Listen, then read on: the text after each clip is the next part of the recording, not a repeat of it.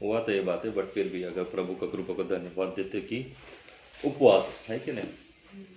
अभी परमेश्वर का उपवास, तुम्हारा उपवास, मेरा उपवास, तुमने अभी सब्जेक्ट निकाला इसलिए उस पर हम लोग बातें करते हैं।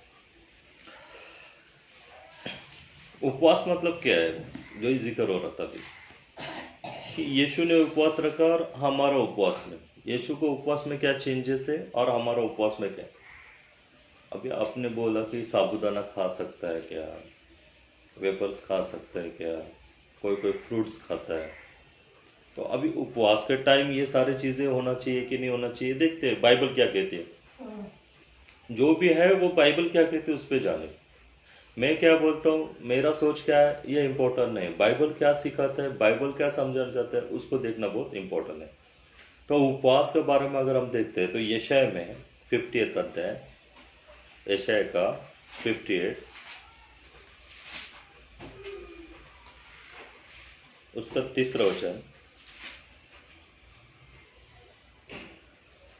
वे कहते हैं क्या कारण है कि हमने तो उपवास रखा परंतु तूने इसकी सुधि नहीं दी। क्वेश्चन मार्क है ना।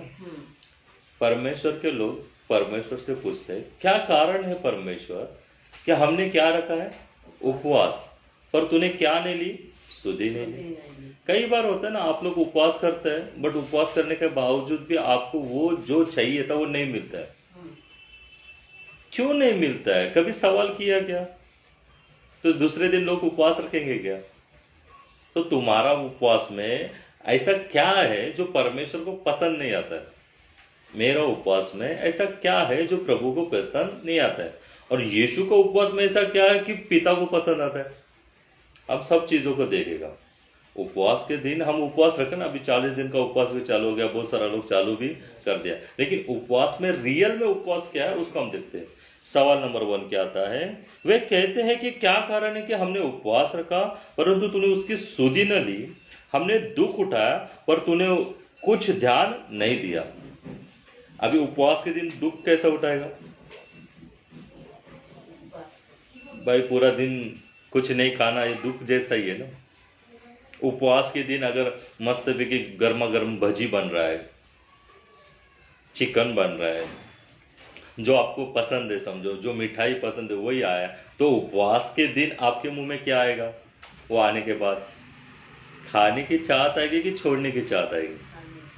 हाँ, खाने की। तो आप खाने के लिए किसको छोड़ेगा? उपवास को छोड़ेगा। तो क्या कारण है कि तूने हमारा उपवास की सुधि नहीं ली? यही कारण है। आज हम देखेंगे कि उपवास पकड़ने के बावजूद परमेश्वर हमारी प्रार्थना क्यों नहीं सुनता है। तो क्या आपका मेरा उपवास इसी एंगल से है? हमारे साथ जितने लोग जुड़े हैं उन सबको भी यही कहना है कि अगर आप उपवास रखें और आपका उपवास रखने के बावजूद अगर प्रार्थना नहीं सुनी जा रही, तो आप भी चेक करो कि कैसा उपवास है, कि बाइबल कैसा कहना चाहता है उपवास और हम कैसा उपवास करते हैं। तो क्या है कि तूने हम पर ध्यान नहीं दिया। सुनो, उपवास के दिन तुम अपनी ही इच्छा पूरी करते हो। बाइबल क्या कहती है? उपवास के दिन तुम किसकी इच्छा पूरी करते हो? अपनी इच्छा। अपनी इच्छा मतलब, अच्छा उपवास के दिन तुम्हारा मेनू फिक्स है कि नहीं है? उपवास में क्या क्या चलता है हमारा? साबूदाना चलता है कि नहीं चलता है? हाँ, लोग क्या बोलते हैं, चल अभी तो बता दिया आपको इसलिए नहीं चलते बोल रहे, लेकिन लोग क्या कहते हैं, क्या चलता है? साबूदाना चलता है। और दूसरा क्या चलता है? वो वेफर, बटाटा वेफर ना, वो भी चलता है। कुछ कुछ जगह पे तो मैं बचपन से सुनते आया था, मेरे को अभी तो वचन मिला नहीं है। अगर आप लोग को भी मिलेगा, जो सुन रहा है उनको भी मिलेगा, बताएगा तो अच्छा रहेगा। देखो, प्रभु को धन्यवाद, उसका भी आंसर मुझे मिले कि आधा रोटी खा के भी उपवास रख सकता है। कौन सा रोटी? आधा रोटी खा के भी उपवास रख सकते हैं। तो अभी परमेश्वर तुम्हें मुझे क्या बताना चाहता है, तुम्हारा उपवास और मेरा उपवास में क्या अंतर है? हम लोग 58 उसका 3रा और 4था वचन में, ठीक है, या शायद जो अभी ज्वाइन हुए उनके लिए भी वही वचन है। सुनो, उपवास के दिन तुम अपनी इच्छा पूरी करते हो, अपने सेवक से कठिन काम कराते हो। सो उपवास के दिन क्या नहीं करना है? काम नहीं करना है। और हम क्या करते हैं? काम करते हैं क्या? अभी नया नियम में जाएगा ना तो परमेश्वर प्रभु यीशु का उपवास का सोच अलग है। तुम उपवास के दिन पर प्रभु यीशु का उपवास कैसा करता है, उस दिन तुम नहाओ धो, तेल लगाओ और अच्छे से रहो कि किसी को पता नहीं चलना चाहिए कि तुम्हारा क्या है, उपवास है। और हमारा उपवास कैसा रहता है, मरेला जैसा, सूखा हुआ चेहरा है कि नहीं, उदास, ऐसे सुड़ बैठते, से कमजोर जैसा, बीमार व्यक्ति कैसे बैठता है ऐसा। तो कोई भी बाहर से भी व्यक्ति आएगा तो क्या बोलता है, अरे उपवास है क्या तेरा। लोगों को पता नहीं चलना चाहिए कि तुम्हारा क्या है, उपवास। लेकिन हमारे आदतें, हमारे हरकतें ऐसी होती है कि तुरंत लोग पकड़ लेते हैं कि इसका क्या है आज, उपवास। क्यों, क्योंकि हमारा जो फेस का हाव भाव है ना, वो बराबर नहीं है। और कुछ लोग तो बहुत ही स्मार्ट लोग हैं, खुद से बताते हैं आज मेरा क्या है, उपवास है, आज मेरा क्या है, उपवास है। घर से निकलते पूरा बाजार तक जाने तक पूरा कॉलोनी को पता चल गया कि आज इसका क्या है, इसका क्या है, उपवास। बाइबल क्या कहती है, मत्ती में अगर आप लोग पढ़ेगा तो यीशु मसीह क्या कहते हैं, जब तू उपवास करे तो क्या कर, घर पे जा, द्वार बनकर अच्छे से नहा धो के तेल लगा के प्रभु के सामने बैठ। उपवास किसको पता होना चाहिए, केवल पिता को और तुझे पता चलना चाहिए। तेरी मनसा क्या है किसको मालूम होना चाहिए, पिता को मालूम होना चाहिए। तो क्या होगा, परमेश्वर जो गुप्त में, तेरा उपवास गुप्त में था, तो गुप्त में तुझे क्या देगा, आशीष देगा। अभी यशाया में हम लोग क्या कहते हैं, उपवास के दिनों में तुम अपनी इच्छा पूरी करते हो। क्या करते हो, अपनी। साबूदाना किसका खाने की इच्छा है, अपनी की परमेश्वर की। परमेश्वर ने लिख के भेजा कि साबूदाना खाओ, ये अपना दिमाग लगाया हुआ लोग है। उपवास के दिन क्या करना चाहिए था, घुटनों पे जाके प्रभु से बातें करना चाहिए था। हम क्या करते हैं, साबूदाना बनाते हैं। साबूदाना नहीं भिगा रहे तो को अक्ल नहीं करते, को कल मालूम नहीं था कि आज मेरा उपवास है। हाँ, इतना सा काम दिया वो भी नहीं करते, चिड़चिड़ा हो गया, अरे आज तेरा उपवास है। हाँ, तो उपवास है तो इनको समझना चाहिए ना मेरा उपवास है। ट्यूनिंग देखो, आवाज देखो, दादी अम्मा आवाज देखो कैसा है, चेहरा कैसा हो गया, झगड़ा हो गया, प्रॉब्लम हो गया, चिड़चिड़ा हो गया। उपवास के दिन तुम चिड़चिड़ा होना चाहिए क्या, उपवास के दिन प्रभु के साथ तुम जुड़ना चाहिए। लेकिन उपवास के दिन हम लोग क्या करते हैं, आगे पढ़ेंगे, देखो वैसे ही लाने का 4 में, सुनो, तुम्हारे उपवास का फल, तुम्हारा उपवास का फल तो यह होता है कि तुम आपस में लड़ते हो। तुम आपस में लड़ते हो, क्या करते हो, लड़ते। उपवास के दिन लड़ाई ज्यादा होते है कि नहीं। आज मेरा उपवास है और मेरे से इतना काम करवा रहे हैं, समझ में भी नहीं आता है। तू मैं कब होती है, उपवास के दिन। एक दिन खाना नहीं मिलने की वजह से, एक दिन खाना नहीं बनाने की वजह से क्या हो गया, घर में झगड़ा हो गया। क्या हो गया, झगड़ा हो गया। तो तुम्हारा उपवास के दिन में क्या होते हैं, लड़ते हो, झगड़े करते हो और दुष्ट तरह से घुसे मारते हो। अरे बाप रे, घुसा भी मारते हो, तो होता है कि नहीं। उपवास के दिन बीवी पत्नी में झगड़ा होता है, पति इसको मारता है, पत्नी उसको मारता है, दोनों का बीच में झगड़ा हो रहा है। कौन सा दिन है आज उनका, 40 दिन का उपवास है हमारा।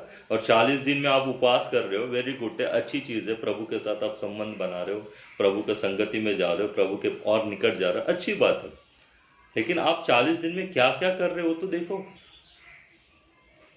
एक दिन में ही परमेश्वर बोलते तुम्हारा उपवास कैसा है। इसलिए तुम्हारा उपवास को पहला हमें क्या करना होगा, परखना होगा कि हम जो उपवास कर रहे हैं वो प्रभु की ओर से कर रहे हैं कि मनुष्य की ओर से कर रहे हैं कि अपना बुद्धि से कर रहे हैं।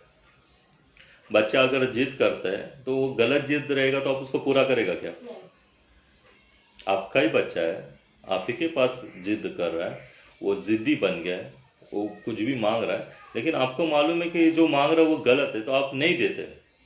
आप गलत होने के बावजूद भी अपने बच्चे को गलत चीज नहीं दे पाता है। क्यों, क्योंकि उसका जिद करना सही नहीं है।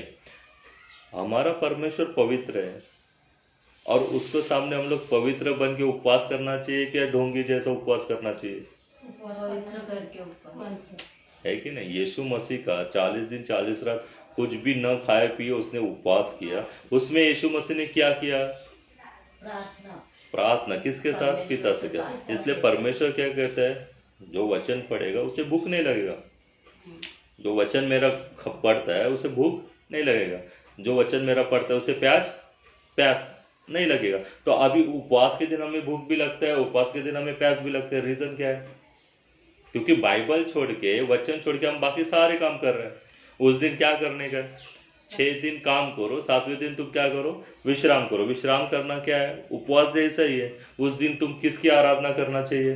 परमेश्वर की आराधना करनी चाहिए। उस दिन आप किसके सम्मुख आना चाहिए? परमेश्वर के सम्मुख आना चाहिए।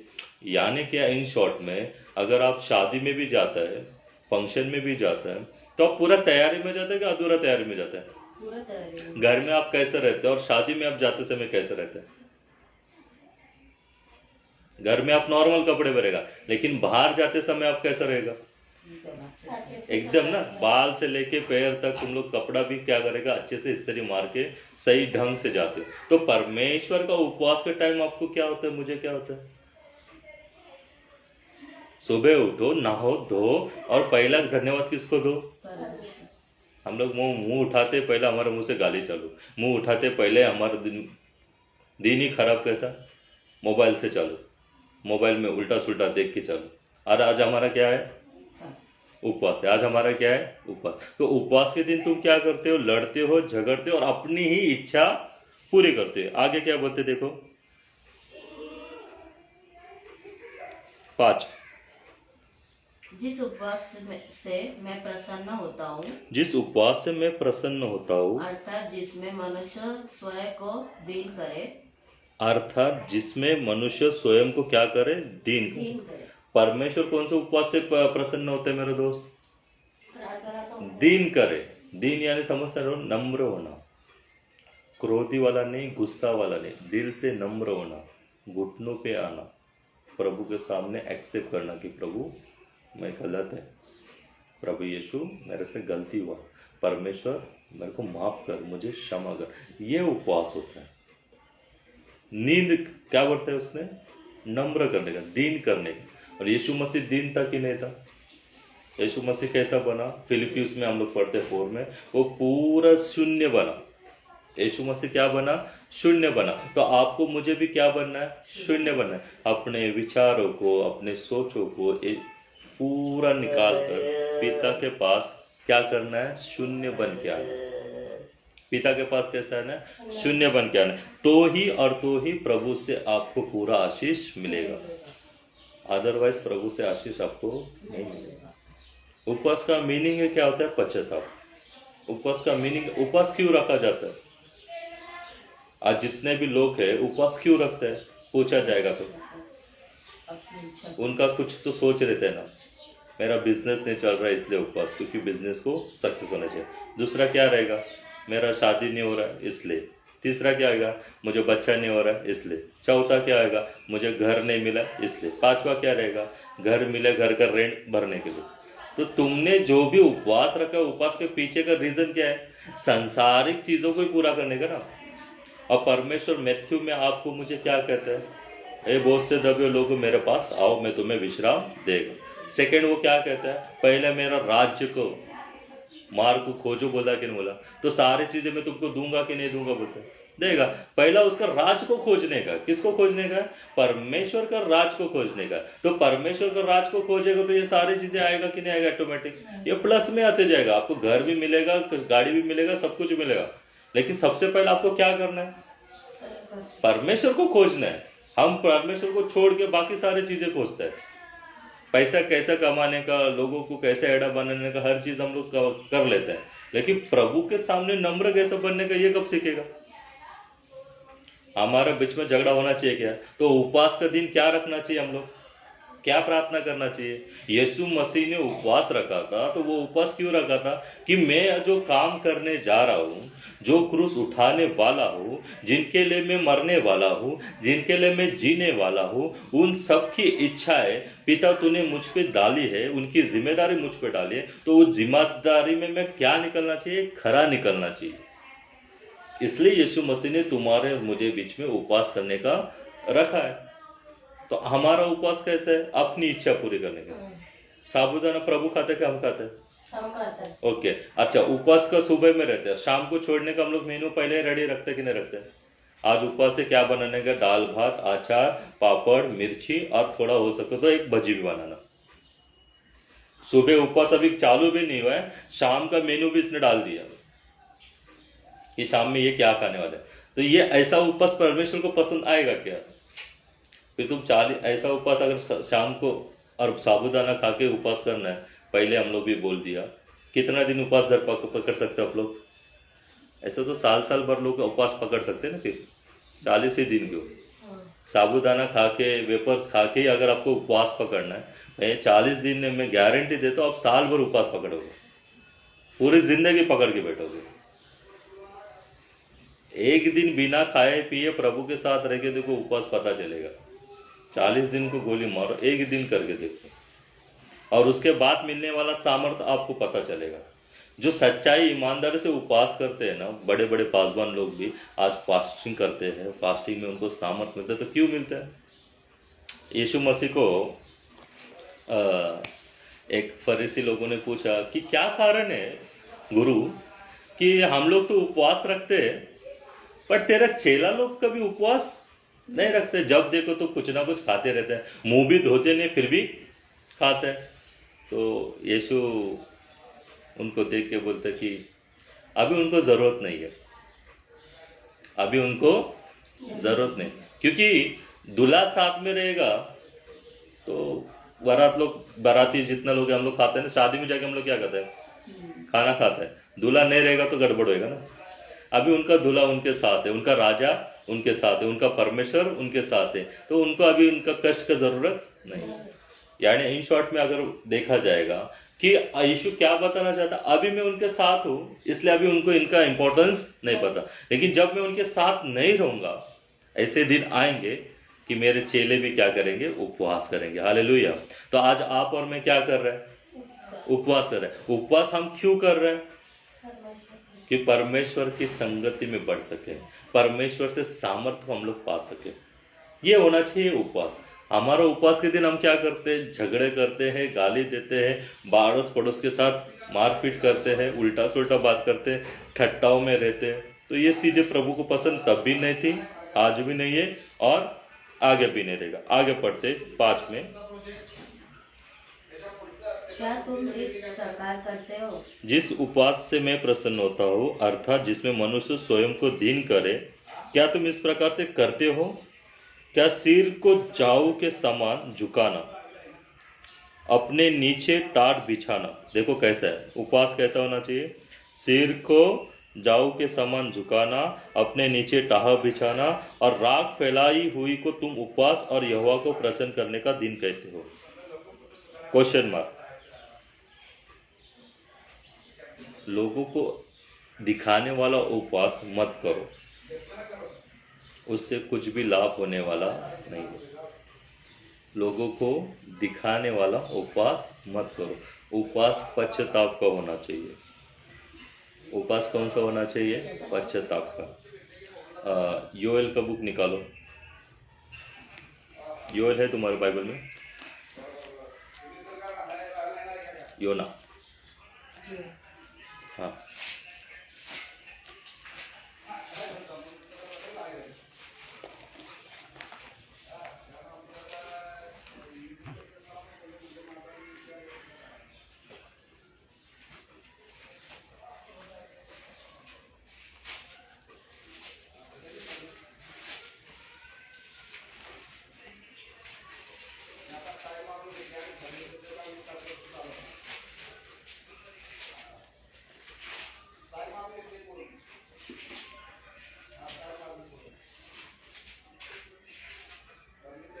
योना का 3रा अध्याय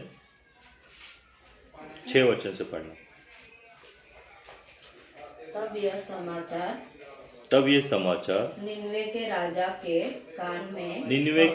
के कान में पहुंचा, और उसने सिंहासन से उठे पर अपने राज के वस्त्र उतारकर टाट ओढ़ लिया और राख पर बैठ गया। और राजा ने प्रधान से समित लेकर निनवे में इस आज्ञा का ढिंडोरा पिटवाया, क्या मनुष्य, क्या बैल, क्या गाय, क्या भेड़ बकरी या अन्य पशु कोई कुछ भी न खाए। यहाँ पे एक देश है जो देश ने क्या किया है, बाइबल कहती है परमेश्वर के विरोध में पाप। ये देश ने क्या किया है, परमेश्वर के विरोध में बुराई। परमेश्वर का क्रोध इस देश के ऊपर आया। निन्वे का देश है, इस देश का राजा से लेके सब लोग, अगर राजा ही खराब रहेगा तो प्रजा भी खराब बन जाएगी। तो राजा से लेके प्रजा तक सबने क्या किया है, गलत काम किया है। किसके विरोध में, परमेश्वर के विरोध में। किसके विरोध में, परमेश्वर के विरोध में। तो परमेश्वर ने क्या किया है, परमेश्वर का सेवक है योना करके, उसे क्या बोला कि जा और उस राजा को मेरा आज्ञा बता, उस देश को बता जाके कि मैं उनके विरोध में हूं और मैं अभी उनको क्या करने वाला हूं, मारने पर हूं। तो मारने का समय जब आ गया तो प्रभु का दास वहां पे गया और उन्हें 5 में अगर हम लोग पढ़ते हैं तो निन्वे का मनुष्य ने परमेश्वर के वचन की प्रीति की। क्या किया, योना जाके निन्वे के राजा को क्या किया, वचन बता दिया। वचन बताने के बाद उसने क्या किया, उपवास का प्रचार किया गया। कौन सा प्रचार किया गया, 5 में पढ़ेगा तो कौन सा प्रचार किया गया, उपवास का। अभी इनका उपवास और अपना उपवास में फर्क देखते। प्रचार किया गया, अब बड़े से लेकर छोटे तक सबने टाट ओढ़ा। टाट ओढ़ा समझते हैं, मतलब खाना पीना छोड़ दिए। और उपवास के दिन हम लोग क्या करते हैं, खाना पीना हमारा बढ़ता है कि नहीं। तुम्हारा वजन कम होना चाहिए कि बढ़ना चाहिए, कम होना चाहिए, लेकिन बढ़ता है। रीजन क्या है, साबूदाना खाया वो तो बाहर निकलेगा, वेफर्स खाया वो तो बाहर निकलेगा, ऑयली जो उपवास छोड़ते समय आपने खाया वो सारी चीजें बाहर आएगा। आगे पढ़ते 7 और 8 में, राजा ने प्रधानों से सम्मति लेकर निन्वे में इस आज्ञा का ढिंडोरा पिटवाया। क्या मनुष्य, क्या गाय बैल, क्या भेड़ बकरी, क्या या अन्य पशु कोई कुछ भी न खाए, वे न खाए और न पानी पिए। हेलो, राजा ने क्या बोला देखा आपने, यहाँ पे इंसान की बात छोड़ो, जानवर को भी बोला उसने। इंसान को तो उपवास रख रहा है, इंसान का तो समझ में आ रहा है, जानवर को भी, बड़ा लोग भी समझ में आ रहा है, छोटा बच्चे को भी, हाँ दादी को भी, छोटे को भी, दादी को भी, नाना को भी, सबको भी क्या रखने के लिए बोला, उपवास रखने के लिए बोला। क्या कैसा पॉसिबल है, राजा को लोगों ने गाली दिया कि नहीं दिया? अगर आप और मैं रहेगा तो क्या करेगा, गाली देगा कि नहीं देगा? बट लेकिन वो कौन है, राजा है। राजा ने बोला तो वो करना पड़ेगा ही करना पड़ेगा। देखो उदाहरण के लिए देखते हैं, जब कोरोना का टाइम आया था, है कि नहीं, हमारा देश के पीएम जो है नरेंद्र मोदी, उन्होंने हम सबको क्या आज्ञा दिया था, रात में थाली बजा के ये करने के लिए। तो हम सब पूरा देश ने क्या किया, किया कि नहीं किया? किया, क्योंकि करना पड़ा। राजा ने बोला तो वो करना पड़ा। तो वैसे उस देश का जो राजा है, उस राजा ने क्या आज्ञा दिया है? उस समय राजाओं का चलता था ना, अभी तो लोकतंत्र आ गया, उसको बात आ गया, लेकिन उस समय राजाओं का चलता था। परमेश्वर ने राजा का मन में क्या किया, सबको उपवास करने के लिए प्रेरित किया, क्या छोटा क्या बड़ा, सबको। अभी मुझे वहां पे जब भी मैं वचन को पढ़ता हूँ, जब भी इन बातों को सीखता हूँ, तो मुझे बड़ा आश्चर्य होता है कि उसने किसे आज्ञा दी है? पशु को भी। पशु ने क्या किया है? इंसान उपवास कर रहा है, समझ में आ रहा है, पशु को भी, जानवर को भी। होता है क्या है मालूम है क्या, उपवास के दिन हम लोग ना हर वो काम करते जो प्रभु को पसंद नहीं है। उपवास का मतलब है उपवास ही, सब लोग उपवास रखना चाहिए। आज का उपवास कैसे रहते हैं, घर में 4 लोग रह रहे, उपवास कितना लोग रखते हैं? 1 रखता है, बाकी का 3 लोग अपना मस्ती में। और उपवास भी वो व्यक्ति रखते हैं जिसको सबका घर का देखभाल करना पड़ता है। तो वो उपवास में थकेगा कि प्रभु का महिमा करेगा? पूरा दिन तुम्हारा काम में चला जाएगा। तो मेरे दोस्त मुझे बताओ कि आप उपवास कैसे रख पाएगा? तो उपवास अगर आपको रखना है, उपवास अगर आपको रखना है, तो वो पूरा दिन आपका प्रोसेस क्या होना चाहिए? प्रभु के साथ संगति। हमारा उपवास क्या रहता है, हम टीवी देखने में एंजॉय करते हैं, यूट्यूब देखने में एंजॉय करते हैं, इंस्टा में देखने में एंजॉय करते हैं, फेसबुक पे एंजॉय करते हैं। तो तुम्हारा उपवास और हमारा उपवास में कितना फर्क है? बहुत फर्क। फर्क आ गया ना। परमेश्वर क्या बोलता है, तुमने उपवास किया फिर भी मैंने तुम्हारा सुधि नहीं लिया, क्या कारण है? प्रभु सवाल करते हैं, भाई लोग तुमने उपवास किया, मैंने तुम्हारी सुधि नहीं ली, अभी इनकी सुधि लेते कि नहीं ये देखेंगे। योना में परमेश्वर का लोग है, प्रभु को वो लोग अत्याचारी लोग थे, प्रभु के विरुद्ध में पाप किए वो लोग थे, अब इनका सुधि प्रभु लेते कि नहीं लेते देखेंगे। तो फिर क्या हो गया 7 और 8 में, न खाए न पिए। 8 में मनुष्य और पशु दोनों टाट ओढ़े और वे परमेश्वर की दोहाई चिल्ला कर करते और अपने कुमार्ग से फिरे और उस उपद्रव से जो वो करते हैं पश्चाताप करे। क्या करे? तो उपवास का मतलब क्या है? पश्चाताप करना। उपवास क्यों रखा है? कि रिपेंट करना। उपवास क्यों करना है? प्रभु मेरे से बहुत गलतियां हुआ है, मैं तेरे साथ चलना चाहता हूं पर तेरे साथ नहीं चल पाता हूं। अम्मा, मैं तेरे साथ चलना चाहता हूं बट नहीं चल पाता हूं, इसलिए मुझे क्या कर, सामर्थ्य दे। और वो सामर्थ्य आपको कहां से मिल सकता है? बिना परमेश्वर के सहायता से आपको कुछ भी सामर्थ्य मिल सकता है क्या? जो भी काम अगर आपको करना है, वो काम करने के लिए आपको सामर्थ्य किससे मिलेगा? परमेश्वर से। और परमेश्वर खुश किससे होएगा? उपवास से, प्रार्थना से। तो उपवास के दिन क्या करना चाहिए? प्रार्थना करनी चाहिए। उपवास के दिन क्या करना चाहिए? प्रार्थना। और उल्टा या हम लोग क्या करते उपवास के दिन? काम करते उधर है कि नहीं? आज उपवास है, आज कुछ काम नहीं, चलो घूमने जाते हैं। आज उपवास है, कुछ काम नहीं, चलो ये करते हैं। अरे भाई, तूने उपवास पकड़ा, वो उपवास किसके साथ होना चाहिए? तुम्हारे कुमार्ग से फिरने वाला।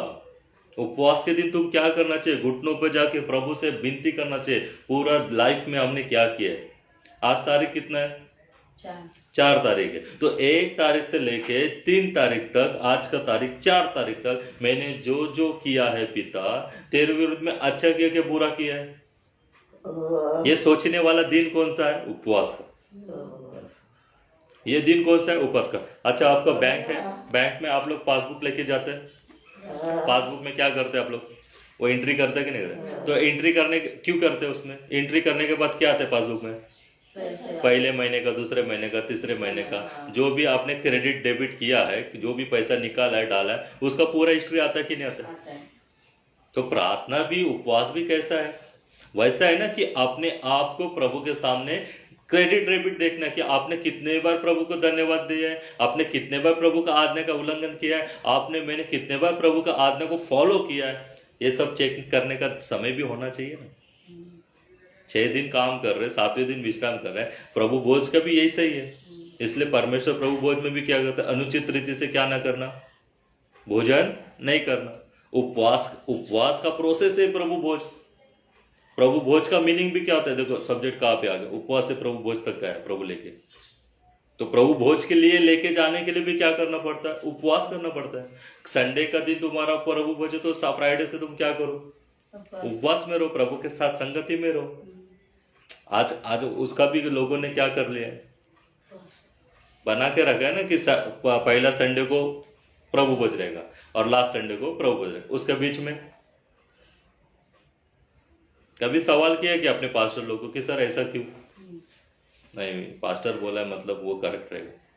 प्रभु क्या बोलता है वो कभी सुना है क्या? आज हम लोग क्या करते हैं, जो लोग पास्टर बोलेगा वो करता है, लेकिन प्रभु क्या सिखाता है उसके बारे में कोई जानने की कोशिश किया आज के दिन तक? तो सुना सुनी वो बातों पे विश्वास नहीं करना चाहिए। पौलुस का उसके प्रति क्या कहना है उसके बारे में भी हम लोग देखेंगे। अभी निकला सब्जी प्रभु का आत्मा वहां पे लेके जा रहे हैं तो वो भी बताएंगे। लेकिन सबसे मेन पहला क्या है? उपवास। तो क्या कर रहे हैं ये लोग? पश्चाताप कर रहे हैं। क्या छोटा क्या बड़ा, सबके सब, जानवर को भी नहीं छोड़ा बोलते हैं। क्योंकि परमेश्वर का जब गुस्सा आता है तो सबको नष्ट करता है क्या? एक को नष्ट करेगा? नूह के टाइम देखा है ना आपने, परमेश्वर का जब गुस्सा पृथ्वी के लोगों के ऊपर आ गया, 6-5 के हिसाब से हम लोग देखते हैं, मैं मनुष्य को बना के पछताया, अभी इनको नष्ट करना है। तो जब पूरा को नष्ट करने के आया कि कुछ कुछ को सब नष्ट किया उसने। जितना वन पशु बना तो सबको, किसी को भी छोड़ा नहीं। अभी सोचो नूह का टाइम जब किया रहेगा, वो जो नाव बनाने का टाइम दिया था, तो नाव बनाते समय लोगों ने उसको चिढ़ाया रहेगा कि नहीं चिढ़ाया रहेगा? क्या तू पागल हो गया, नाव बना रहा है। नया नियम में आगे हम लोग पढ़ेगा तो उधर जिक्र भी होता है उसका। नूह के टाइम भी लोग क्या करते थे? खाते पीते थे, शादियां करते थे, लेकिन नूह की बात को किसने भी सीरियस नहीं लिया। आज का दिन क्या होना चाहिए? अंतिम दिन में परमेश्वर क्या करना चाहता है? उपवास करो बोलता है। अंतिम दिन में तुम क्या करो बोलते हैं? उपवास करके हम किसके साथ संगति करना चाहिए? परमेश्वर के साथ संगति करना चाहिए। अभी हमारा देश में युद्ध नहीं हो रहा है, इसलिए हम लोग शांति से बैठ रहे हैं। दूसरे के देश में हो रहा है तो हम लोग मजा ले रहे हैं। वो देश में भी क्या नहीं मिल रहा है? कल हम लोग ने देखा था ना, वचन के लिए तरस लगे। यानी इंसान की मेंटेलिटी देखो कैसा है, जब अपने पर आता है ना तो हम प्रभु का पास जाते हैं। दोनों हाथ जब अच्छा है तो भी वो हाथों से प्रभु का महिमा करना चाहिए ना। एक हाथ टूटने का बाद प्रभु को बोलता है परमेश्वर ये दूसरा हाथ भी दे दे, फिर मैं दोनों हाथ से ताली बजाएगा। जब दोनों हाथ दिए तो तब ताली नहीं बजाए। अभी एक हाथ तोड़ने का बाद बोलता है कि मेरे को क्या बजाने का है? ताली बजाने। परमेश्वर को उल्टा मत बनाओ। प्रभु जो तुमको सीधा बनाना चाहता है तो तुम और मैं कैसा चलना चाहिए? सीधे से चलना चाहिए। पढ़ते उसको वचन को, फिर क्या हो गया? 9 में बोलते हैं संभव है। क्या बोलते हो? संभव है। अभी इतना करने के बावजूद भी वो राजा क्या बोलते हैं? संभव है। गारंटी है क्या उसको? ये परमेश्वर के खिलाफ पाप किया है दोस्त। किसके खिलाफ किया है? परमेश्वर के। तो परमेश्वर डिसीजन लेगा ना। तो तुम्हारा उपवास कैसा है ये उसको ऊपर तुम्हें क्या देना चाहिए? कौन डिसीजन लेगा? वो कौन डिसीजन लेगा? परमेश्वर। वो डिसीजन कौन लेगा? परमेश्वर। अगर तुम परमेश्वर के साथ हो, प्रभु ने तुम्हें चुना है और प्रभु के पास तुम्हें जाना है, प्रभु के राज में तुम्हें बैठना है, तो प्रभु को खुश करना चाहिए कि तुम खुश होना चाहिए? प्रभु को खुश करना चाहिए। तो परमेश्वर किस बात से खुश होएगा? तुम्हारा मेरा उल्टा कामों से खुश होएगा क्या? सीधा काम से परमेश्वर खुश रहता है ना। आगे पढ़ते क्या बोलते फिर? संभव है परमेश्वर दया करे। अच्छा, उपवास के टाइम क्या होना चाहिए? दया के लिए कितना लोग प्रार्थना किया? हम लोग उपवास कैसा करते हैं? जो यशाया में हम लोग 58 में पढ़े, तुम लोग उपवास करते तो तुम लोग में झगड़े होते, लड़ते हो और दुष्टता से घूमते हो। और इसका उपवास में क्या है? पश्चाताप है और बुराई से मन फिराने के लिए प्रभु के पास आंसुओं से क्या कर रहा है? प्रार्थना कर रहा है। हमारा उपवास में क्या है? साबूदाना है, वेफर है, सब है। इसका उपवास में क्या है? पानी भी नहीं है। ये जो उपवास कर रहा है इसमें ये क्या नहीं कर रहा है? पानी भी नहीं पी रहा है। तो तुम्हारा और मेरा उपवास में कैसा डिफरेंट आ रहा है? देख रहे कि समझ रहे कि आप लोग? उपवास का मतलब ये नहीं ना कि आज उपवास है तो कर लो। ये क्या रिलीजियंस लोग ने जैसा बना दिया वैसा हो गया ना। क्रिश्चियन लोग का उपवास है, अदर जस का। अभी हम लोग लाइव है, बताने के लिए भी कैसा है कि सोच समझ के बोलना पड़ता है। तुम्हें गलत देके परमेश्वर का क्रोध हम पर नहीं आना चाहिए। गलत फहमी में मत रहना। सही से प्रभु को जानो, सही से परमेश्वर को समझो और उसके बाद वो कर्म करो। आगे पढ़। संभव है कि वो हम पर दया करे और अपनी इच्छा बदल दे। और उसका हेलो, किसकी इच्छा बदले? अपनी नहीं, परमेश्वर की इच्छा। परमेश्वर की इच्छा क्या है? मारने वाली। परमेश्वर की इच्छा क्या है? मारने वाली। और हमारा उपवास कैसा है? बचने वाला है क्या आशा वाला है? गाड़ी चाहिए इसलिए उपवास रखा है, बीबी चाहिए इसलिए उपवास रखा है, बच्चा होना चाहिए इसलिए उपवास रखा है। भाई तुम्हारा उपवास किस काम का है? पहले उसको समझो। उपवास किसके लिए होना चाहिए? आज उपवास क्या करना चाहिए? आज बहुत वो जो देश में हो रहा है प्रॉब्लम्स, उधर के लोग उपवास करते रहेंगे तो क्या उपवास करते रहेंगे लोग? प्रॉब्लम सॉल्व होने के लिए, खाने के लिए करता रहेगा। आज पूरा दुनिया हर एक देश के लिए प्रार्थना कर रहा है। प्रार्थना में क्या मांग रहा रहेगा? कि शांति से सब लोग रहे, सबको सब शांति से रहे। तो अपना भारत देश के लिए हम लोग उपवास प्रार्थना करना चाहिए कि नहीं करना चाहिए? करना चाहिए। उपवास का मीनिंग क्या? मेरे भारत देश को बचा, मेरे लोगों को बचा, मेरे लोगों के अंदर मन को परिवर्तन का सामर्थ्य दे। वो कब होगा? जब तुम सही से उपवास करना सकोगे। पहला खुद को सही बनना पड़ेगा दोस्त। मैं बारंबार ये बातों को दोहराता हूं, इसका रीजन यही है कि हम जो गलत रास्ते से आए, हम जब गलत थे तो हमको देख के 4 लोग गलत सीख रहे थे कि अच्छा सीख रहे थे? गलत ही सीख रहे थे। तो जब तुम अच्छा बनोगे तो तुम्हें देख के 4 नहीं, एक तो अच्छा बनेगा, एक को देखो दूसरा तो अच्छा बनेगा। तो तुम्हारा अच्छा मसीह में आने के बाद तुम्हें अच्छा होना बहुत जरूरी है। और तो अच्छा बनने के लिए तुम्हें क्या करना चाहिए? उपवास। पौलुस जब नया नया प्रभु में आया तो 3 दिन उसको क्या किया? अंदर रखा था, उपवास में था, प्रभु का सामर्थ आने तक। यीशु मसीह जाने के बाद उन चेला लोग क्या कर रहे थे? उपवास और प्रार्थना कर रहे थे। तब आकाश से उनके ऊपर आत्मा सामर्थ आया ना। तो और तुम और मैं ऐसे फ्री में मुंह उठा के जाते और संडे के दिन पास्टर को बोलते हाथ रख और मेरे को आशीष दे। आशीष पाने के लिए तुमने मैंने किया क्या? ना हम बाइबल पढ़ते हैं, ना बाइबल के वचन फॉलो करते हैं, ना कुछ करते हैं। और क्या मांगते हैं परमेश्वर से हम लोग? सब मांगते हैं ना। और परमेश्वर देगा भी, क्योंकि उसका प्रॉमिस है। मैं तुम्हें प्रॉमिस किया मेरे नाम से जो भी मांगेगा मैं देगा। तो वो उसका प्रॉमिस कभी तोड़ता नहीं है। बट तुम क्या किया, ये आखिर तक सवाल रहेगा। वापस आते हुए यशाया में हमारा झगड़ा देखते 6 में। जिस उपवास से मैं प्रसन्न होता है वो क्या यह नहीं है कि अन्याय से बनाए हुए दासों से और अंधेर सहने वालों को जुआ तोड़कर उनको छुड़ा लेना। उपवास के दिन तुम क्या करना चाहिए? प्रचार करना चाहिए। उपवास के दिन तुम क्या करना चाहिए? वचन बांटना चाहिए। उपवास के दिन तुम क्या करना चाहिए? गरीबों को जाके हेल्प करना चाहिए। उपवास के दिन क्या करना? उपवास क्या होना चाहिए? आज का एक दिन का जो खाना है ना तुम्हारा, वो खाना क्या करना चाहिए? गरीबों में जाके बांटना चाहिए। खाना तो बनता है ना डेली, तो आज भी खाना बनाओ और वो खाना लेके कहाँ पे जाओ? उन लोगों को दो जो खा नहीं पाया। उसे कहते हैं उपवास, भूखे को खिलाना। उपवास के टाइम हम लोग क्या करते हैं? अपना पेट का बारे में देखते हैं। उपवास इसीलिए रखा जाता है कि तुम्हें भी तुम्हारा भूख जैसा पता चलता है, तो दूसरों की भी भूख भी तुम्हें क्या होना चाहिए? पता चलनी चाहिए। तुम मनुष्य, दूसरा भी क्या है? मनुष्य है, उसको भी तकलीफ है, उसको भी भूख लगता है। ये तुमको कब पता चलेगा? जब तुमको भूख लगेगा।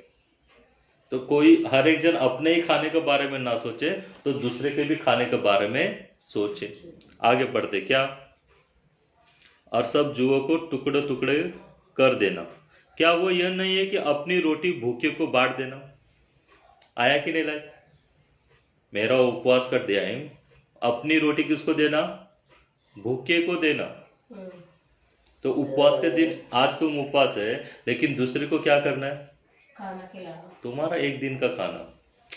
ऐसा नहीं कि तुम लोग पैसा निकाल के खिलाओ।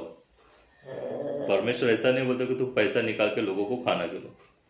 तुम्हारे घर का खाना है ना। आज का एक दिन तुम लोग नहीं खाएगा। अगर सोचा आज हम लोग नहीं उपवास रखा है और आज हमारे घर में जो खाना बनना है, वैसे ही 4 लोगों को आज हम खिला सकते कि नहीं? ऐसे हर एक जन ने अपना अपना गर्ज है, तो कोई भूखा रहेगा क्या? कोई भी नहीं रहेगा। तो उस समय भी लोग क्या करते थे? उस समय की सेवकाई अगर आप देखोगे ना, चेला लोग की, यीशु मसीह की, तो एक दूसरे को बांट के खाते थे। एक दूसरे को क्या करते थे? बांट के खाते थे। और आज का सेवकाई कैसा है? सब मेरे को आने दो। आज का सेवकाई कैसा है? सिर्फ मुझे खाने दो, मेरे पास ही आने दो। बांट के कोई खाना नहीं चाहता। और उस समय परमेश्वर ने क्या सिखाया था? बांट के खाने का। प्रभु भोज में एक प्रोसेस है वो रोटी तोड़ने का। तो परमेश्वर ने 10 रोटी लेना चाहिए था ना, या 12 चले तो 12 रोटी लेना चाहिए था, और 12 रोटी 12 के हाथ में देना चाहिए। एक ही रोटी लेके क्यों तोड़ के सबको खिलाया?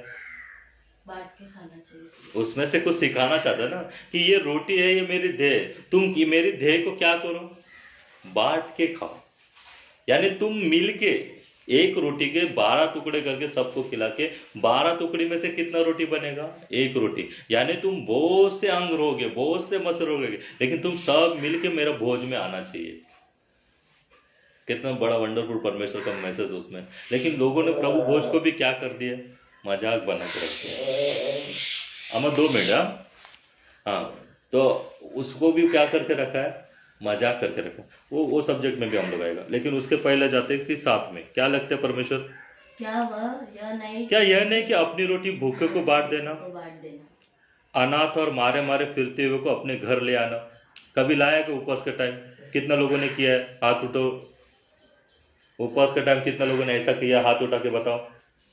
नहीं, किसी ने भी नहीं किया। साहब हमको हमारा खाने दो, फिर हम दूसरे के बारे में देखेगा। फिरते हुए लोगों को घर पे लाके खिलाना है। उपवास के टाइम अगर कोई भिखारी हमारे दरवाजे आएगा तो हम बोलते हैं चलो आगे निकलो आगे निकलो। तो उपवास का मीनिंग पहला समझ लो। आप लोग उपवास रखना चाहते हैं, वेरी गुड। आप जो प्रभु के लिए जो भी करना चाहते हैं ना, सब अच्छा है, लेकिन जो करना चाहता है वो प्रभु से पूछो कि जो मैं करना चाह रहा हूँ वो सही है कि गलत है। नामधारी उपवास वाला बनो मत, नामधारी उपवास वाला बनो मत। मुझे आज भी याद है कि बचपन में जब लोग उपवास करिए, क्रिश्चियन लोग में जो उपवास आता है तो कॉइनिस क्रिश्चियन जो रहते हैं ना, वो लोग को क्या बोलते हैं उसको, वटाना येलो वाला रहता है, उसको उबाल के, उबाला हुआ चना क्या है ना, वो बना के उसमें थोड़ा सा नमक वमक डाल के ऐसा बांटते थे। तो उपवास के टाइम हम लोग क्या करते, अभी बच्चे थे हम लोग, तो वो लोग वो बांटते थे ना, वो खाने के लिए हम लोग जाता था। तो उस समय वो खाने के लिए अच्छा लगता था। तो उपवास का मीनिंग क्या है कि तुम उस समय दूसरों को क्या करना चाहिए, खिलाना चाहिए। खुद भूखा रह के दूसरे को खिलाना चाहिए, दूसरे के साथ बांटना चाहिए, उसको कहते हैं उपवास, ना कि अपना। हमारा उपवास कैसा है, पहले ही बताया प्रभु ने, रात का मेनू फिक्स है कि नहीं? हाँ फिक्स है। आगे फिर घर ले आना,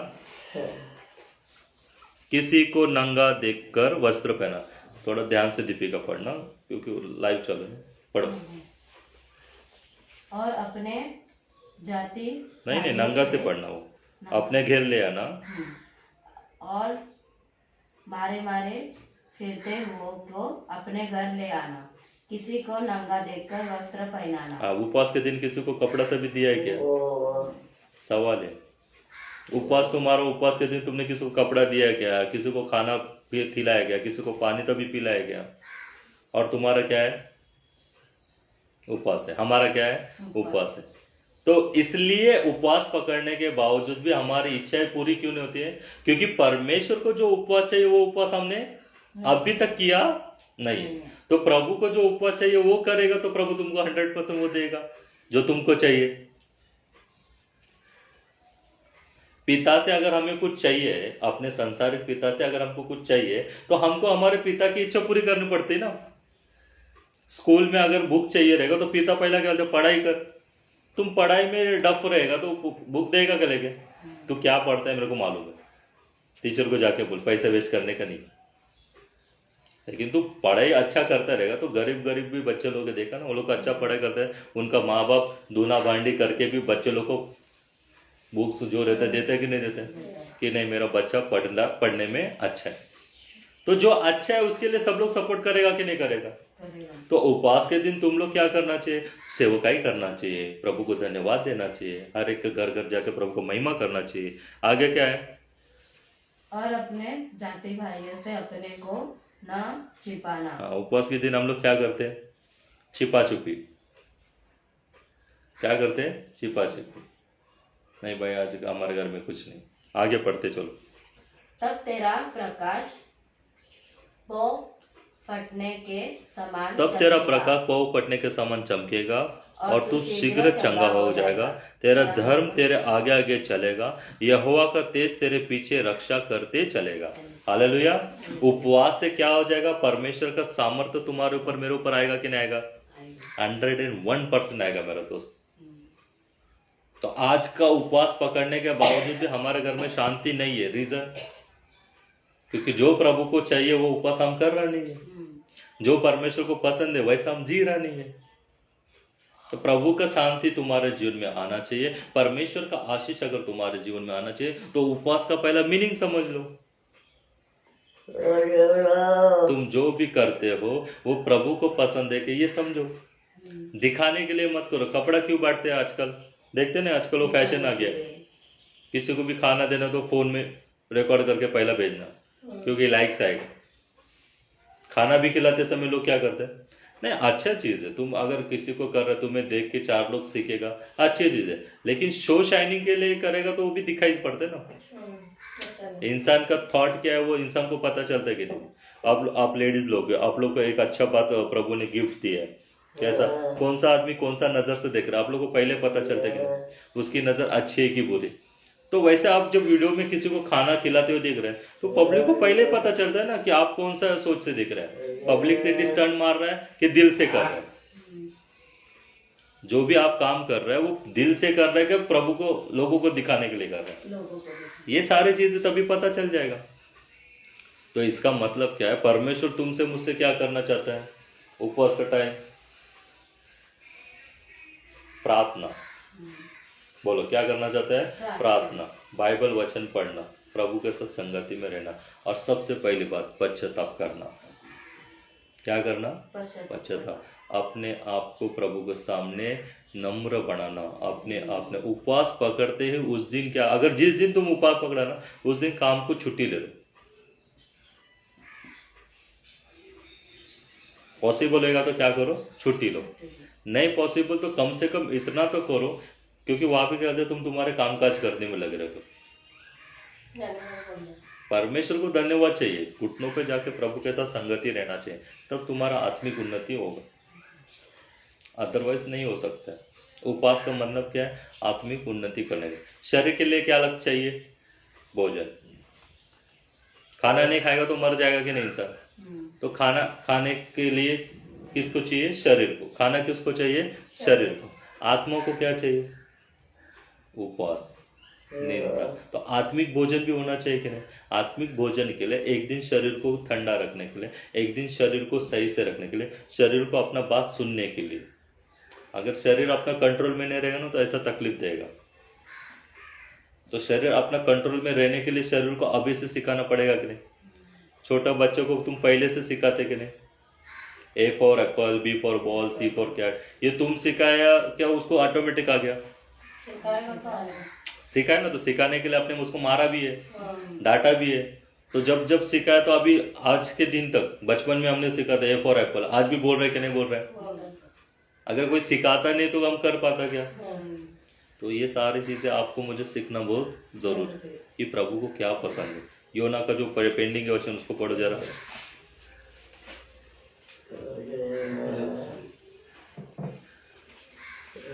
तीसरा अध्याय का, योना तीसरा अध्याय उसका 9 वचन।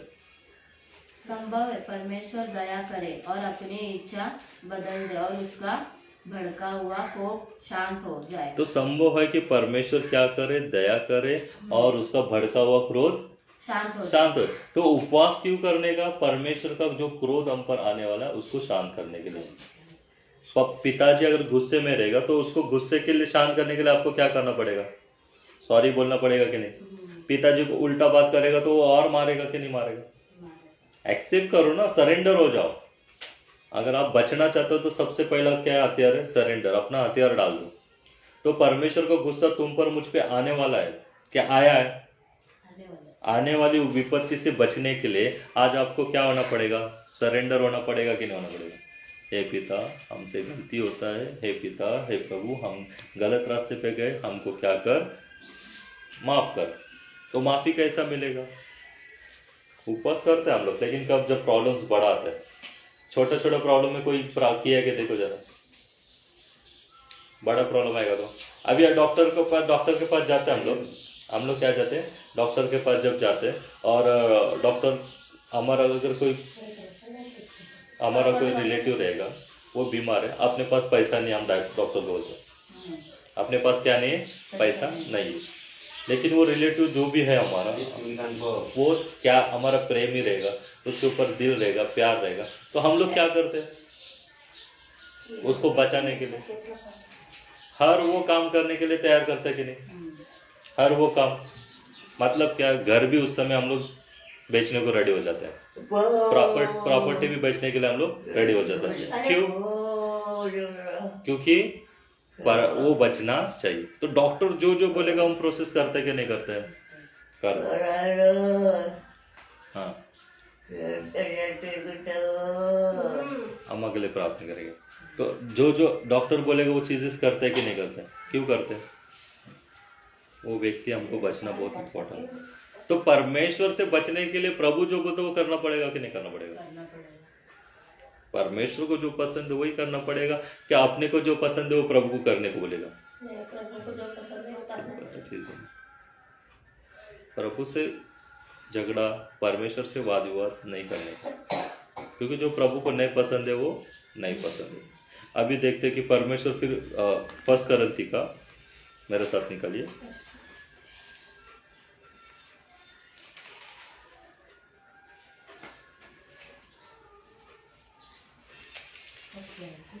वाह। 11 अध्याय।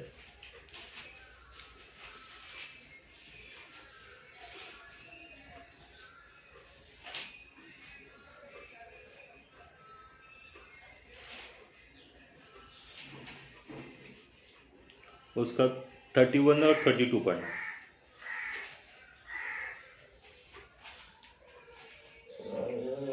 यदि हम अपने आप को जांचते तो दंड न पाते। यदि हम अपने आप को जांचते तो दंड न पाते। न पाते। हेलो, दंड क्यों पाया हम लोग ने? जो भी हम काम करते हैं वो करने का उसका क्या फल क्या है, वह अच्छा है क्या बुरा है, ये करने के पहले सोचना चाहिए कि करने के बाद? करने के पहले। ऐसा ही बात है ना ये। कुछ भी आप करना चाहते हो, कोई भी काम शुरुआत करना चाहते हो, तो उसके पहला साइड इफेक्ट और उसका इफेक्ट क्या होने वाला अपने जीवन में, ये पहला सोचना चाहिए कि उसके बाद सोचना चाहिए? पहला सोचना चाहिए ना, कि ये जो मैं काम करने जा रहा हूँ या मैं जिस मार्ग में जा रहा हूँ, ये मार्ग पे जाने के बाद प्रभु प्रसन्न होएगा कि प्रभु को गुस्सा आएगा, ये क्या करना चाहिए सोचना चाहिए। तो उपवास रखने के टाइम पहला प्रभु खुश होना चाहिए कि प्रभु को दंड आना चाहिए? खुश होना चाहिए, ये है ना। तो तुम्हारा उपवास का करने का तरीका प्रभु को पसंद नहीं है, ऐसा बाइबल कहते हैं। जितना भी हमने वचन देगा वो वचन के हिसाब से अभी कंपेयर करो, तुम्हारा उपवास और बाइबल का उपवास क्या है, दोनों में डिफरेंस आएगा। तो इतना दिन हमको पता ही नहीं था, क्योंकि क्या है, सब लोग क्या बोलते हैं कि नहीं चलता है। क्यों चलता है भाई? किधर से चलेगा? वो तुम्हारा बाइबल में चलता रहेगा, प्रभु का बाइबल में नहीं चलेगा। वो तुम्हारा सोच में चलेगा, प्रभु को सोच में नहीं। परमेश्वर के लिए गलत गलत है, सही सही है। परमेश्वर मनुष्य जैसा नहीं कि समय समय पे बदले। मनुष्य कितने बार तुमको क्षमा कर सकता है? मनुष्य कितने बार तुमको माफ कर सकता है? एक बार, 2 बार बस। एक बार भी कर दे तो बड़ा बात होगा, एक बार भी माफ नहीं कर सकता मनुष्य। तुम्हारा गलती कभी मनुष्य माफ ही नहीं कर सकता है। तुमने जब उसका दिल दुखाएगा वो पुरानी बात निकालेगा, मैं गारंटी दे के बोल सकता। वो सिर्फ नाम के लिए बोलते हैं मैंने तो माफ किया है, लेकिन दिल से माफ किया क्या? नहीं माफ किया है। वो हमेशा वही बातें निकालते रहेगा जिस बात से जब जब झगड़ा करो, करके देखो, ट्राई। अभी जिसके साथ आपको समझौता हो गया उसके साथ झगड़ा करो, फिर देखो वो क्या बोलेगा। तूने उस दिन भी वही किया था, आज भी वही कर, मतलब आज भी उसका दिल से हो गया है कि बात। मनुष्य तुमको माफी नहीं कर सकता है, परमेश्वर माफ कैसे करते देखते हैं। विलाप गीत 3 अध्याय 22 वचन। प्रभु का माफी में मनुष्य का माफी में कितना फर्क है। परमेश्वर बोलता है कि मैं तुम्हारा पापों को वापस स्मरण नहीं करूंगा। कई बार हमने वचन देखा है। 3 अध्याय 22 वचन।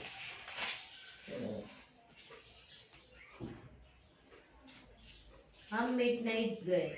हम मिट नहीं गए। हेलो, हम लोग इतना दिन माँ के गर्भ से लेके अभी तक हम गलती किया। कितने बार परमेश्वर के विरोध में काम किया है, फिर भी आज हम जिंदा है। इसका मतलब प्रभु जैसा माफ करता है वैसा कोई भी माफ नहीं करता।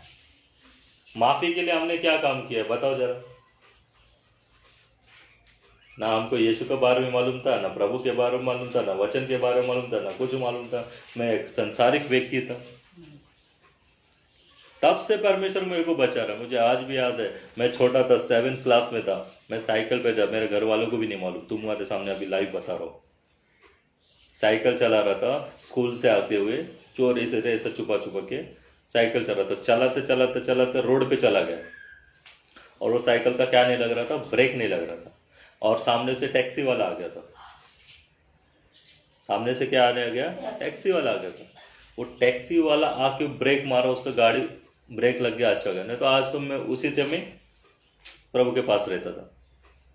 उस समय परमेश्वर ने क्यों नहीं मारा मेरे को, आज समझ में आया।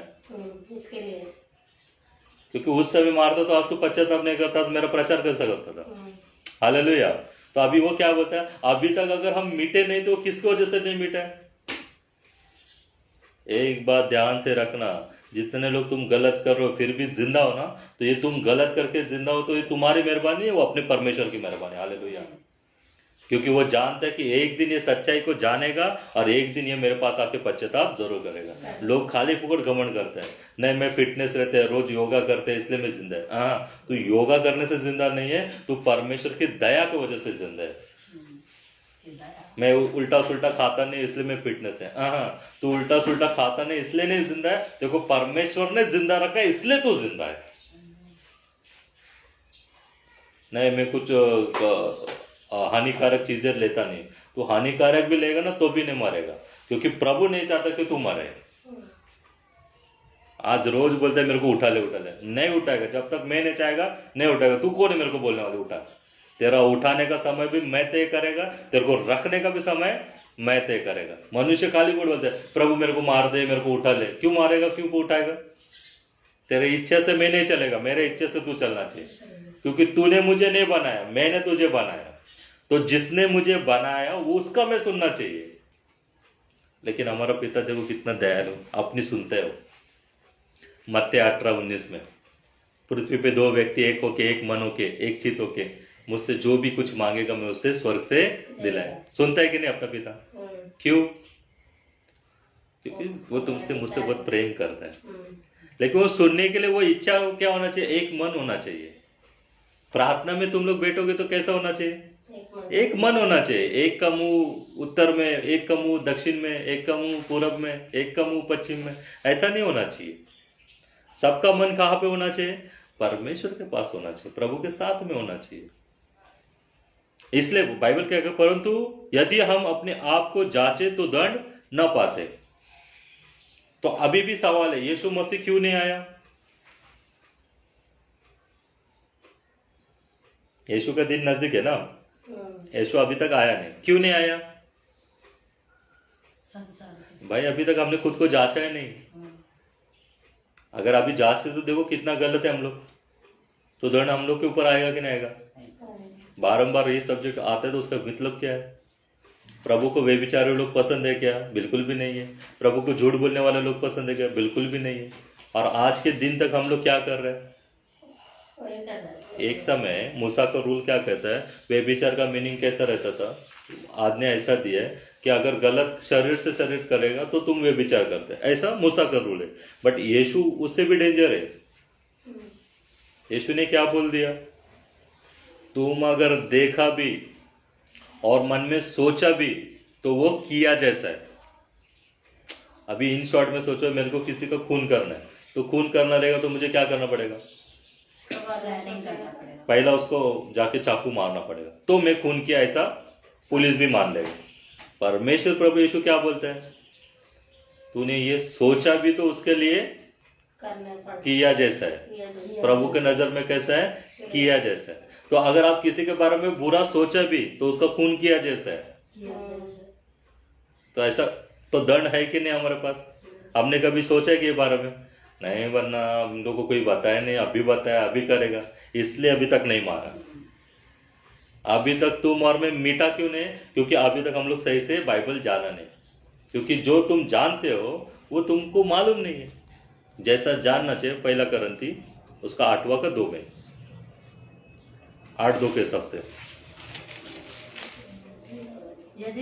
यदि कोई समझे कुछ जानता हो तो जैसा जानना चाहिए वैसा अब तक नहीं जानता। अभी बहुत सारे लोग क्या बोलते हैं, मैं बाइबल जानता है। बाइबल क्या कहती है उसके विषय में, जैसा तू जानना चाहिए वैसा तू अब तक नहीं जानता। यीशु मसीह को जैसा तू समझना है ना, वैसा यीशु नहीं है। यीशु का तो आदमी सबसे डेंजर है। प्रेम करने के लिए बोला उसने, नफरत करने के लिए नहीं। तुम मसीह हो के अगर प्रेम नहीं कर पाते तो तू परमेश्वर के योग्य बिल्कुल भी नहीं। आज हम लोग क्या करते हैं, मुंह पे एक बोलते और पीछे एक बोलते। बोलो, कोई प्रॉब्लम नहीं। लेकिन देखने वाला कौन है? परमेश्वर है ना। देखने वाला कौन है? परमेश्वर। इसलिए उस दिन हम लोग परमेश्वर का वचन भी हमको सिखाया, वो जब भी तुम बातें करते हो वो तुम्हारे साथ में रहते हैं। जब जब तुम बातें करेगा तो क्या करेगा? साथ में रहता है। कोई नहीं देखता, प्रभु बोलते मैं तेरे साथ में, आगे आगे चलेगा तो मैं तेरे साथ है। भजन संहिता का 119 उसका 11 वचन।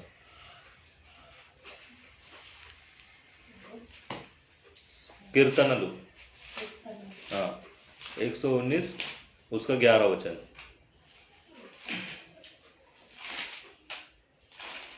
पढ़ो।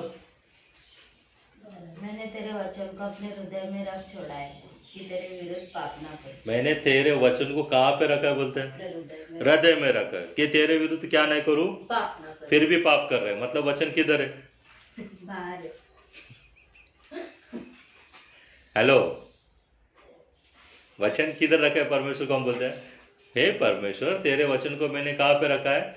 अपने हृदय में रखा है, तो मैं तेरे विरुद्ध में क्या ना करूं, पाप ना करूं, फिर भी पाप कर रहा है। मतलब वचन किधर है? आज का वचन मोबाइल में है। बाइबल किधर है नहीं क्या? मोबाइल में ऑन करते हैं, एप्स ऑन, मोबाइल में बाइबल है, तो मोबाइल में बाइबल आ गया, घर में भी बाइबल आ गया, लेकिन यहाँ पे जहाँ पे होना चाहिए बाइबल का, वहां नहीं आया। बाइबल नहीं होने की वजह से क्या प्रॉब्लम हो रहा है देख रहे हैं ना आप लोग। जिनके पास वचन नहीं उनका जीवन कैसा हो रहा है देख रहे हैं ना आप लोग। आप और मैं कितना लकी है कि प्रभु ने आपको मुझे मौका दे कि हम प्रभु के पास आके संगति करें। लोगों को मजाक लगता है, लोग बोलते हैं कि क्या मसीह लोग पागल है। यस, पागल है, क्योंकि जिस दिन तुमको सच्चाई पता चलेगा तो तुम भी पागल हो जाएगा। हमें परमेश्वर के न्याय के दिन के सामने खड़ा रहना है दोस्त। ये कोई मामूली चीज नहीं है, मजाक नहीं चल रहा है। प्रभु यीशु मजाक बनाने वाले हम ही लोग हैं। यीशु का मजाक बनाने वाले कौन है? हम ही लोग हैं, क्योंकि वचन नहीं जानने की वजह से। और पास्टर लोग का फैलता क्यों है? कोई भी सेवक अगर झूठा भी रहेगा तो वो सक्सेस क्यों होता है? कि तुम लोग उनको चांस देते, क्योंकि तुम लोग वचन पढ़ता नहीं है, तुमको वचन मालूम नहीं रहता, इसलिए वो जो भी बोलेगा उसमें तुम लोग हाँ हाँ करते हैं। हाँ हाँ करता तो फिर हो जाओ।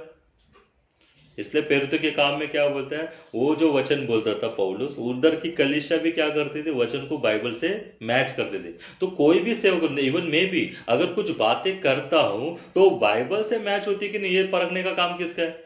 सुनने वाला का है कि नहीं जिम्मेदारी? भाई वोटिंग करते हो कि नहीं करते हो? 18 साल के बाद नेता तुम ही लोग चुनते हो, हम ही लोग चुनते हैं ना, जनता का ही काम है।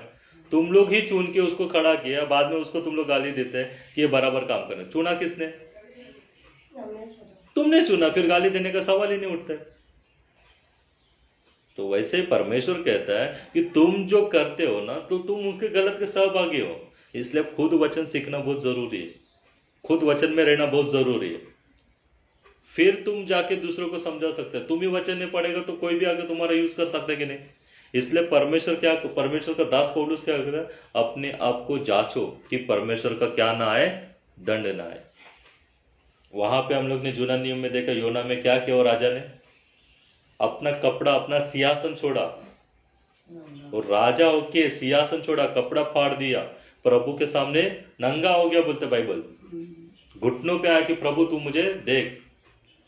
और हम लोग मुंह उठा के प्रभु के साथ पाप करके भी मुंह उठा के क्या करते हैं? प्रभु के पास जाते हैं। गिल्ट होना चाहिए दोस्त, गिल्ट लगना चाहिए यहां से कि प्रभु को क्या सच में इसको तकलीफ है, सच में ये पश्चाताप किया है। दरवाजे में मेरे जैसा अगर कोई भिखारी आया हट्टा कट्टा अच्छा कपड़ा पहन के, उसको भीख देगा क्या आप? किसको भीख देगा? जो हाथ पैर नहीं रहेगा, बुजुर्ग रहेगा, बहुत दिन से ऐसा उसका खाया नहीं, ऐसा दिखता रहेगा, तो भीख क्यों देते हैं आप उसको? वो भिखारी इसलिए देता है कि उसके ऊपर तरस आते इसलिए देता है, तरस आते इसलिए देता है। भिखारी को भी भीख तुम कब देते हो? तरस आता है, दया भी नहीं, तरस। क्या आता है? तरस। तो परमेश्वर के पास भी जब आया तो परमेश्वर को भी हमारे ऊपर क्या आना चाहिए? तो वैसा रहना चाहिए ना, प्रभु के सामने वैसा नम्र होना चाहिए ना। प्रभु ने क्या बोला? उपवास के दिन तुम क्या करो, दिन बनो।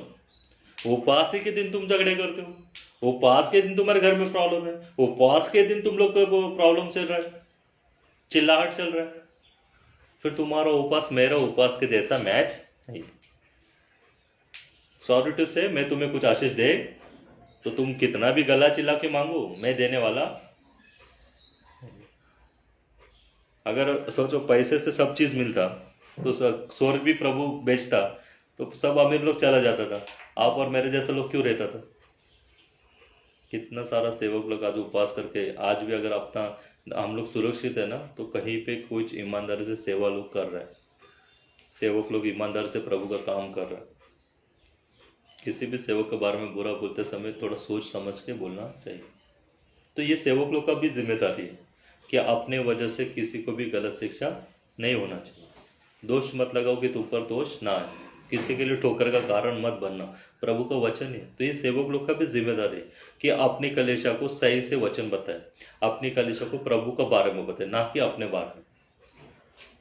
किसके बारे में बताना चाहिए? परमेश्वर के बारे में, ना कि अपने बारे में। जिससे किसकी महिमा होगी? परमेश्वर की महिमा। जिससे किसकी महिमा होगी? परमेश्वर की। 11 में पढ़ते हैं, परंतु ऐसा वो विलाप का रहेगा ना 3:22, पूरा वचन नहीं हुआ उसने, मीठे नहीं अब तक, आपने आधा ही पढ़ा। यह यहोवा की ये सब आप पॉइंट नोट करने का, सर ये रह गया, वचन क्लियर करो उसको। हाँ, इसलिए मैंने कहा। हाँ बोलो। यह यहोवा की महाकरुणा का फल है। ये किसकी करुणा है? यहोवा की महाकरुणा है।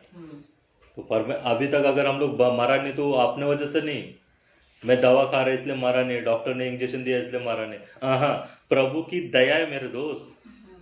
तो प्रभु की दया इसलिए कि कल की जो बाटली आधी रहेगी उसको आज खत्म करूं, कल का जो झगड़ा पेंडिंग है उसको आज पूरा करूं, कल के जो चोरी का प्लान किया था उसको आज पूरा करूं। इसलिए नहीं किया परमेश्वर ने।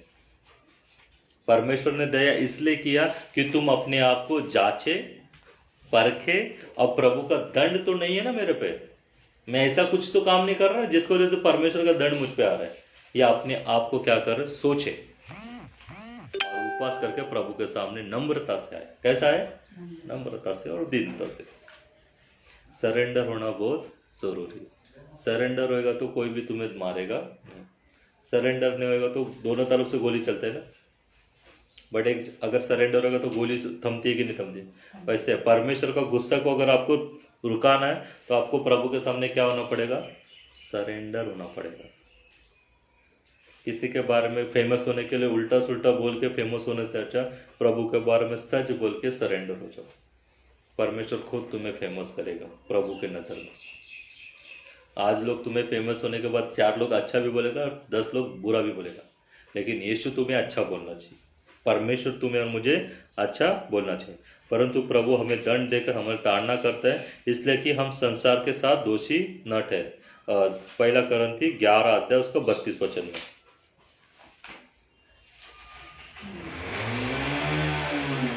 परंतु प्रभु हमें दंड देकर हमारी ताड़ना करता है, इसलिए कि हम संसार के साथ दोषी न ठहरे। तो आज आपके जीवन में प्रॉब्लम है, आपके जीवन में तकलीफ, तो उसका रीजन क्या है? कि प्रभु नहीं चाहता कि तुम पर कोई दोष उठाए। अभी सीधे सीधे प्रभु में आओगे ना तो कोई प्रॉब्लम नहीं है।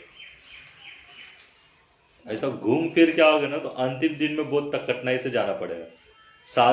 इजी मौत नहीं मरोगे, तड़प तड़प के मरोगे, क्योंकि परमेश्वर तुम्हें पूरा क्लीन किए बिना ऊपर लेगा ही नहीं, क्योंकि तुम परमेश्वर को चुना, परमेश्वर ने तुमको चुना है। परमेश्वर जिससे प्रेम करता है उसे कभी छोड़ता नहीं है, ये बात गांठ बांध लो।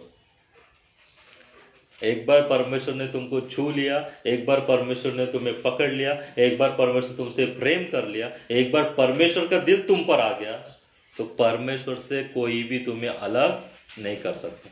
तुम खुद भी परमेश्वर से अलग नहीं हो सकते। वो ताड़ना देके तुम्हें सुधार के क्या करेगा? लेके आएगा। मैं भटक गया था, मेरे को मार के वापस प्रभु जगह पे लाया, बट मेरे को छोड़ा नहीं, क्योंकि वो मुझसे क्या करता है? प्रेम करता है। जो प्रेम मैं तुझसे करता है उतना प्रेम तू मुझसे करना चाहिए।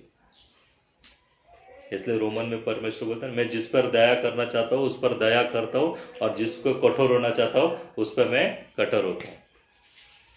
याकूब और एसाव की स्टोरी मालूम है ना, आशीष छोटे को देने को था तो छोटे को दे दिया, बड़े को नहीं देने का तो नहीं दी। तो परमेश्वर से दिमाग लगाने का काम करने का, उपवास का टाइम शांति से प्रभु के पास आने का, धन्यवाद देने का, महिमा करने का, और पूरा दिन बाइबल पढ़ने का, और बाइबल पढ़ के स्मरण करने का। वो लास्ट टाइम प्रभु से कहा ना, गाय चारा खाता है, गाय क्या करता है, चारा खाता है, और खाने के बाद बैठता है, बैठने के बाद वो चारों को क्या करती है, मुंह में निकाल के उसको मराठी बोलते हैं रवन करना। क्या बोलते हैं, रवन। तो जो जो तुमने चारा खाया, जो जो तुमने वचन पढ़ा है, उसको एक जगह पे बैठ के उपवास के दिन क्या करना है, रिवाइंड करते रहना है। हाँ परमेश्वर, अभी तक जब से मैंने तुझे स्वीकारा है तब से अभी तक मैंने क्या क्या किया है तेरे विरोध में। उसका मीनिंग होता है उपवास। साबूदाना में नमक ज्यादा हो गया, साबूदाना का जाड़ा सीधा नहीं है, साबूदाना पका नहीं है, वो नहीं होता है उपवास। उपवास क्या है, बहू ने साबूदाना नहीं बनाया इसलिए बहू को गाली देना, तो को अक्ल नहीं का आज उपवास है मेरा, उसका अक्ल निकाल देते हैं। शाम के दिन तो को समझता नहीं कि हमारा उपवास था। वो उपवास से तुम खुश होएगा, प्रभु खुश नहीं होएगा।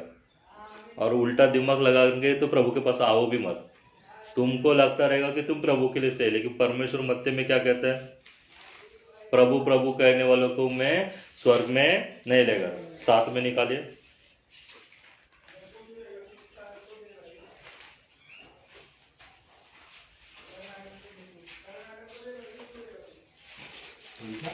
मत्ते 7 में ना,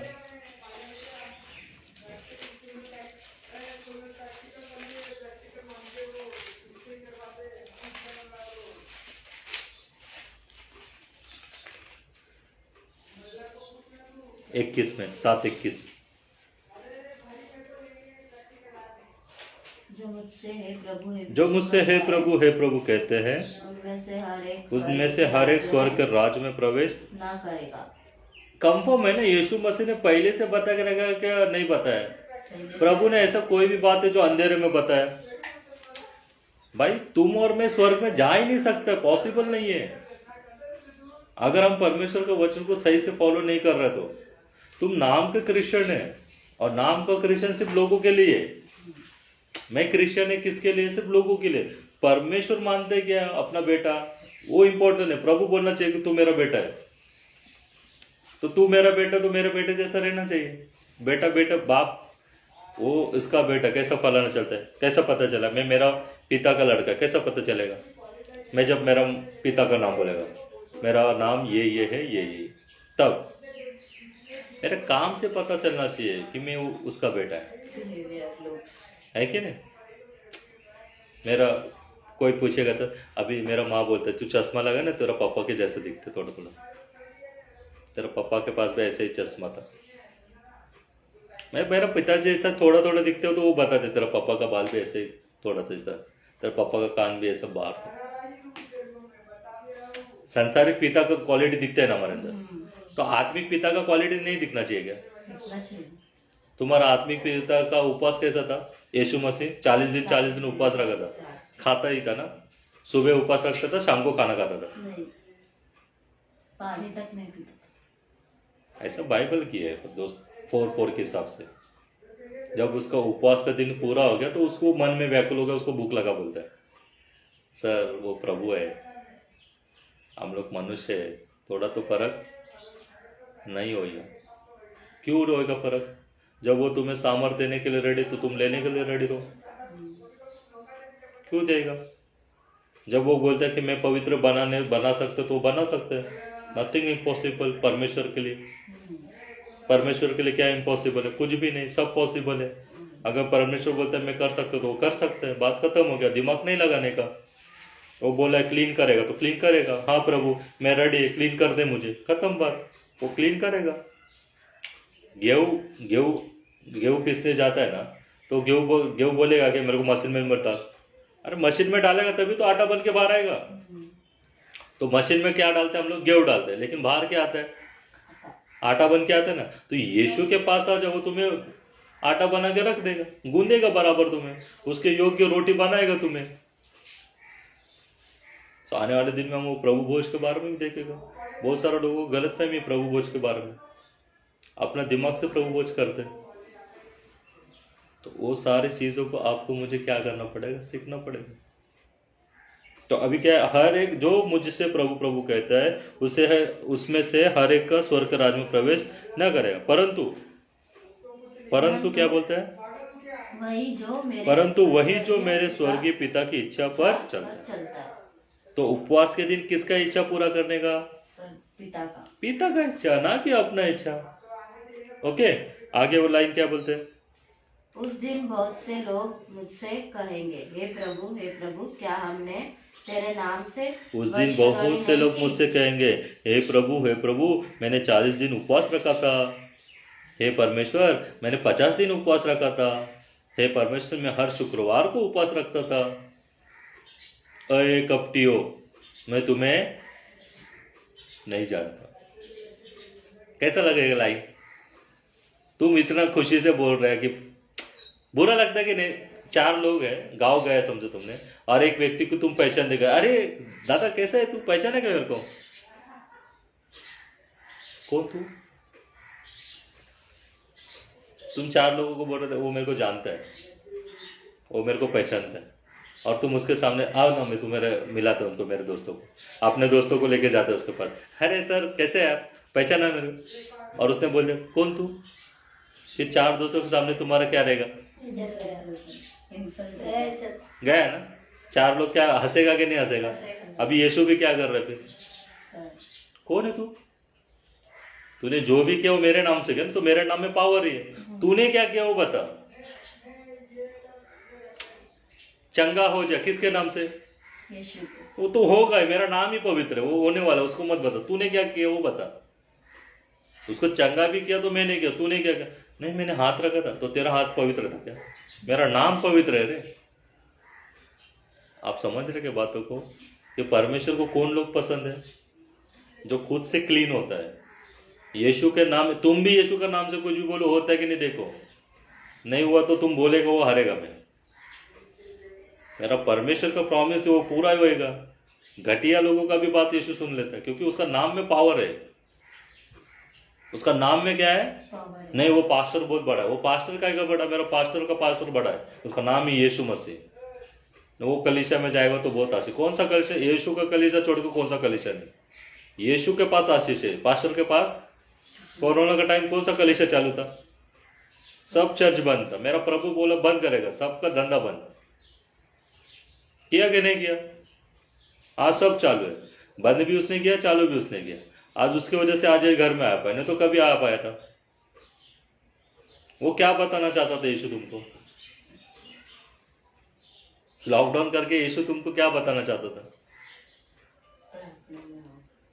मेरे अलावा कोई नहीं आ सकते तुम्हारे पास, कहाँ है तुम्हारा पास्टर, किधर है, वो भी नहीं आया जब तक मैं नहीं भेजेगा। तो सबसे इंपॉर्टेंट कौन होना चाहिए, बहुत मुंह उठा के बोलते हैं हमारा पास्टर ऐसा है, तुम्हारा पास्टर आएगा, पास्टर तेरा पास्टर से बढ़कर मैं, हालेलुया, तेरा पास्टर से बढ़कर मैं।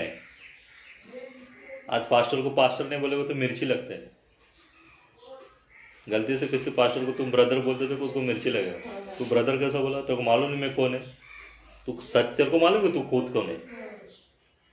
क्योंकि यीशु के लिए बड़ा बनना तो यीशु के सामने छोटा बनना बहुत जरूरी है।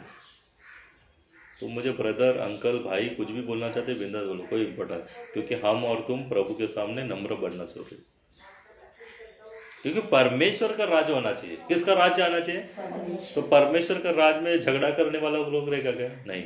परमेश्वर के राज में निंदा वाला लोग रहेगा क्या, नहीं।